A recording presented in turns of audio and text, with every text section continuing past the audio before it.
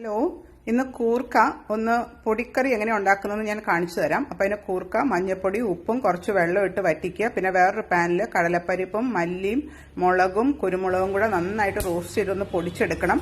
പിന്നെ വെളിച്ചെണ്ണയിൽ കടുകും പിന്നെ നമ്മുടെ ഉഴുന്നുപരിപ്പും ഒന്ന് നന്നായിട്ട് റോസ്റ്റ് ചെയ്ത് കഴിഞ്ഞ് കഴിയുമ്പോൾ അതൊന്ന് ബ്രൗൺ ആയി വരുമ്പോഴത്തേക്കും നമ്മൾ ആ വേവിച്ച കൂർക്ക അതിനകത്തൊന്ന് ആഡ് ചെയ്ത് നന്നായിട്ട് ഒന്ന് മിക്സ് ചെയ്തെടുക്കുക.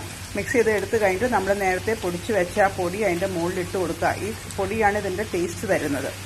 എന്നിട്ട് അത് നന്നായിട്ട് യോജിപ്പിച്ച് കഴിയുമ്പം ആ മുളകിൻ്റെ എല്ലാം കൂടെ ടേസ്റ്റ് ഇത് അങ്ങനെ നല്ലൊരു റെഡ് കളറായിട്ട് വരും.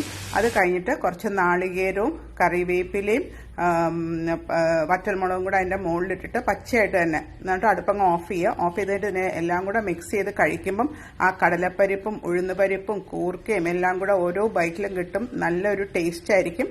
അപ്പോൾ പറ്റുന്നവർ ഇതെല്ലാവരും ഒന്ന് ഉണ്ടാക്കി നോക്കുക. ഒരു വെറൈറ്റി ആയിട്ടുള്ള ഒരു കൂർക്ക പൊടി കറി.